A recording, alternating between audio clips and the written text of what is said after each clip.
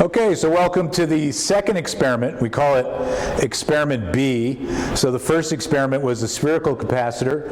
That's experiment A. This one here is a pretty simple setup, but the analysis is a lot more difficult than the spherical capacitor. So what I have right now are two plates, and they are separated by 2 millimeters. So you can see that little spacing right there. Now the closest I can get them is 1 millimeter, and so that's like right there. All right, but when I do that and I put 30 volts across it, so this is 30 volts right here, so I got a different power supply right now, and it's set for 30 volts, gives me just straight 30 volts across the plates, and so right now in the electrometer it's reading 30 volts. Now what I did was I got this connector right here that would normally go to the Faraday cage, and I have the black lead going to one plate and I have the red lead going to the other plate. And this is a very, very sensitive voltmeter, and so I'm going to put 30 volts across there, and you can see it's reading 30 volts. Now watch what happens when I pull it apart. It goes right off scale. I can only measure up to 100 volts. Notice I hardly opened it up at all.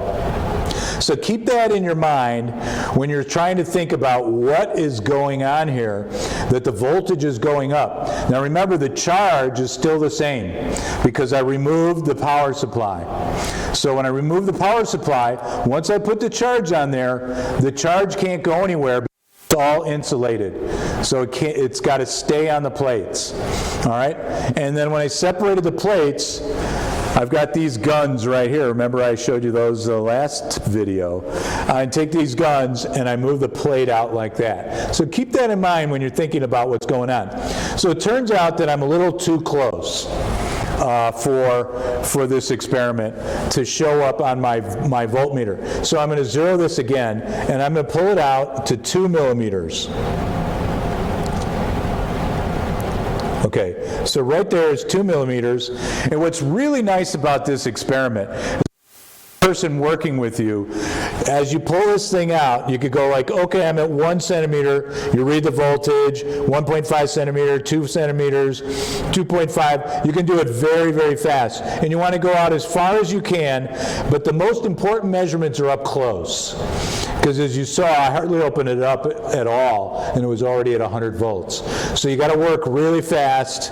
Well, actually, you don't have to work that fast, because the charge doesn't go anywhere.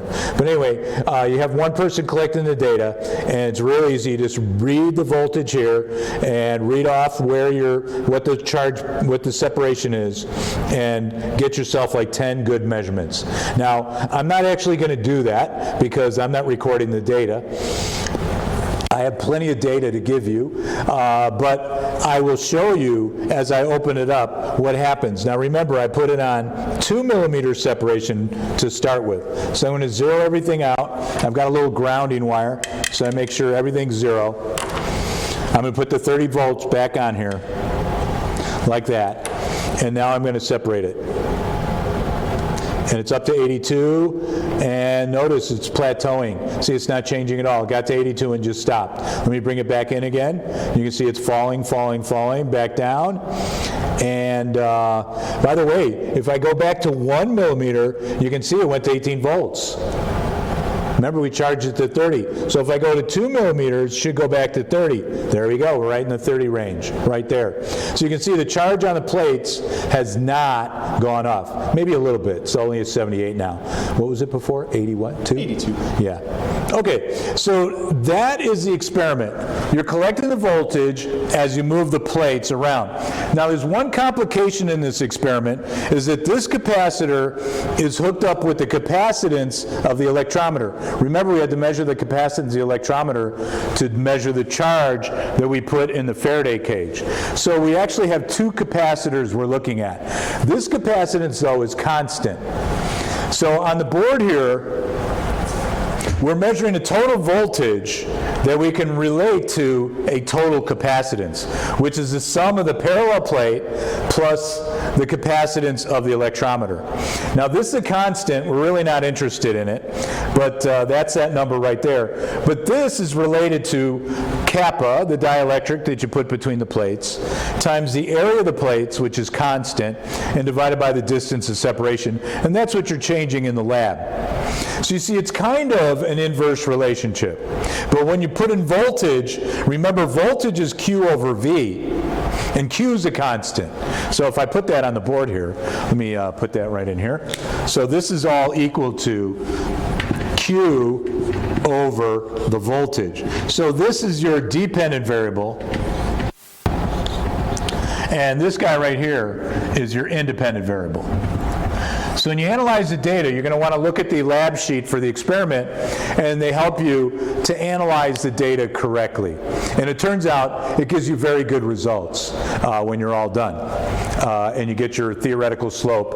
By the way, you're going to have a y-intercept in this experiment, but we're really not that interested in it because it's basically just the capacitance of your electrometer. Now, we have to charge this thing back up. So we go back to our original position, which was 1 millimeter. So you see, it's still on 30 there, so we really haven't lost that much charge. So we're gonna put this on 30 volts right there, and now we have to measure the charge on the plates. Let me do that again. Okay. We're going to measure the charge on the plates. So we need to remove the electrometer. So we're not measuring the voltage anymore. And you know what? I'm going to have to charge it back up. We're going to measure the charge on the plates. So I'm going to take our Faraday cage, hook it up to the electrometer here, okay? And I need to charge it up again to 30 volts. Make sure it's on 1 more millimeter, which it is. Good. And charge it up to 30 volts. And notice it doesn't say anything because it's not hooked up to that. All right, so now it's at 30 volts. And now I'm going to measure the charge on the plates. So you can open this up. Remember, the charge is not changing. And I'm going to touch the plate right in here, right towards the middle. And then I'm going to measure the voltage. And I need to get to a lower scale, though. Okay, and I'm going to discharge everything again. Zero it. Now, I'm going to, because I took charge off the plates, I'm going to put it back to where it was, charge it up again to 30 volts. Notice it's not going to say anything there because it's not hooked up to that anymore. Zero this out one more time. Open this up, measure the charge density, and see what voltage we get. Okay, so I got like 0.7 volts. Okay, so you should do that like 5 or 6 times. Whenever you have a number like 0.7 and you add another 0.7, you get 1.4, which is 2 sig figs. So whenever you have a low precision experiment, you can increase the precision by taking lots of data. So you can do this like 5 times. Yourself a good number. You could keep adding it up until you got like like over 100 value, and then you'd have 3 sig figs. Actually, that would be 4 sig figs. So you can get up into 10s or 20s, and that will give you 3 sig figs. All right, so that is it. That's how we collect the data and analyze it for experiment B of lab 3, which is the capacitance of a parallel plate capacitor. So hang in there. We're going to get through this. We're still quarantined, but hopefully by fall everybody will be back. I heard ASU is coming back, and University of Arizona is coming back in the fall. So I bet we're going to be back in the fall. All right, see you for lab 4. Take care.